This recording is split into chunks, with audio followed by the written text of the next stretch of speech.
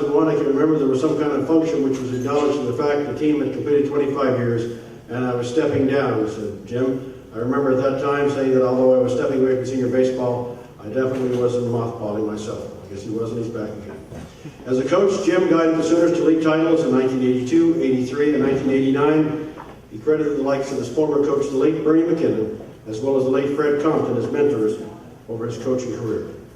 When Jim took his leave from the Sooners in 2001, he would become president and CAO of the Nova Scotia Senior Baseball League, a position he would hold until March of this year.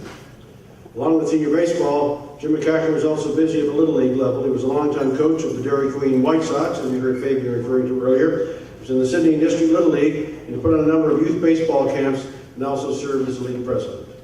Jim acknowledged the late Bob McKenzie for being a mentor during his time on the Little League executive. He also noted the work of his late wife, Susan McCacker, and was also a key contributor to both Little League and senior baseball in the community for nearly 30 years.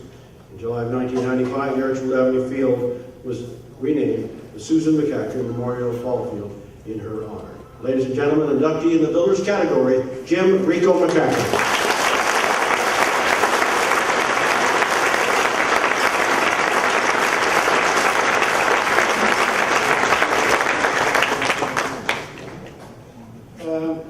I'll be very brief. I know David suggested that we weren't going to move things along too quickly tonight because of the Detroit game, but if you'll notice, I have my Detroit tie on, and I'm kind of anxious to find out how we're doing tonight against Pittsburgh. So my comments will be brief. With your indulgence, I would like to take just a moment to offer some important thank yous to the Cape Breton Sports Heritage Awards Committee and their chairperson, Carol Miller.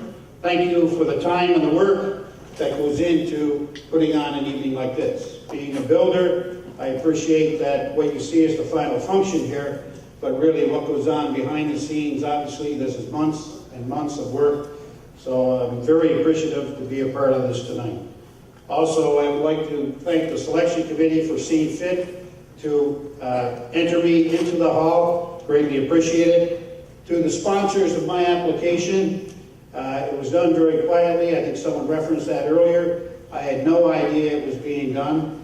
And I must probably cite John Overhill. He was the villain, I think, that led the charge, and my sister Mary, and they had a little committee, so I'm very appreciative that they did put the nomination together, and obviously that it was successful.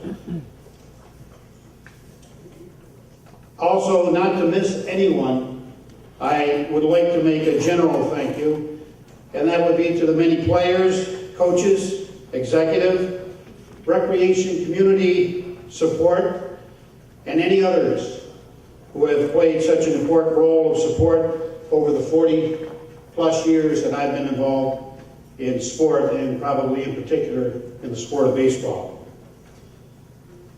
As I reflect back over those 40-plus years of participation in the sport of baseball and also recreation programming, I feel so fortunate to have been involved for so many years, but more importantly, to have had the opportunity to work and play with so many great people. And a lot of those great people are here in the hall tonight. In closing, I want to say I'm so appreciative and at the same time very humbled to be receiving this award tonight. However, what is so very satisfying, and I think Lauren referenced it earlier, is that I'm being acknowledged for doing something that I've had such a love for and I've enjoyed so much over my entire career. My family is here. There are a number of friends. I thank you for being here, and I thank you all for being here tonight. I'm so very grateful for the award. And again, I thank the organizing committee. Thank you.